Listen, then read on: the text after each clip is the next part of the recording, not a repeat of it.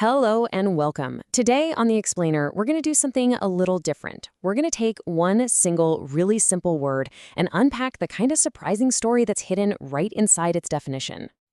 So think about it. You've probably used, thousands of words already today?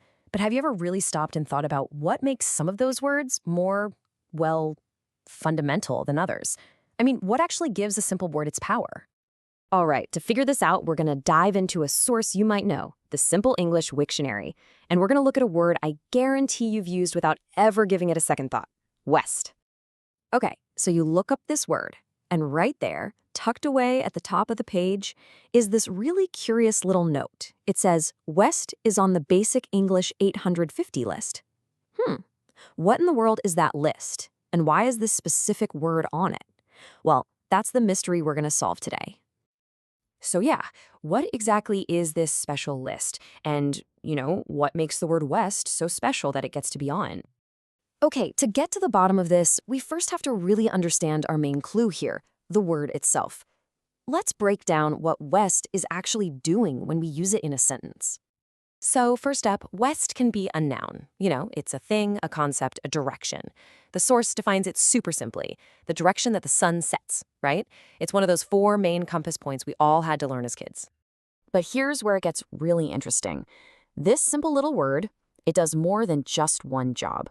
It's kind of like a grammatical Swiss Army knife. Check this out. It can be a noun, right? A place. Like in the sentence, he is from the West. But it can also be a preposition, which is a word that describes a relationship between things. For instance, England is west of France. See that? It's the exact same word doing 2 totally different jobs.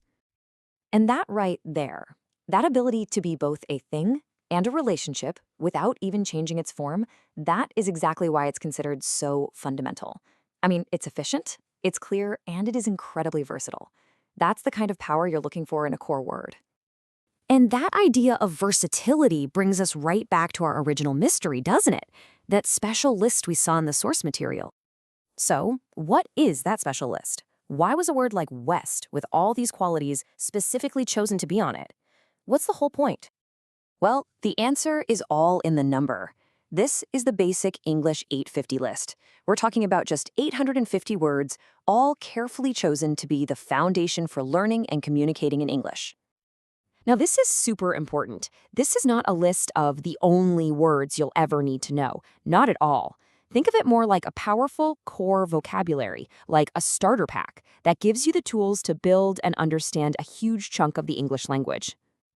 And this is where we see the real magic of a basic word. Because, and this is key, a simple vocabulary doesn't mean it's a limited one. See, once you really get the core concept of West, you can just start building from there. From West, you easily get Western, to describe something. Or Westerly, to talk about movement. You can even stick it together with another basic word like South, and boom, you get Southwest. And in fact, the Wiktionary source we started with lists a whole bunch of these, all of them just branching out from that one simple, powerful starting point. It's like a single seed word that grows into this entire tree of meaning. So what's the big takeaway here?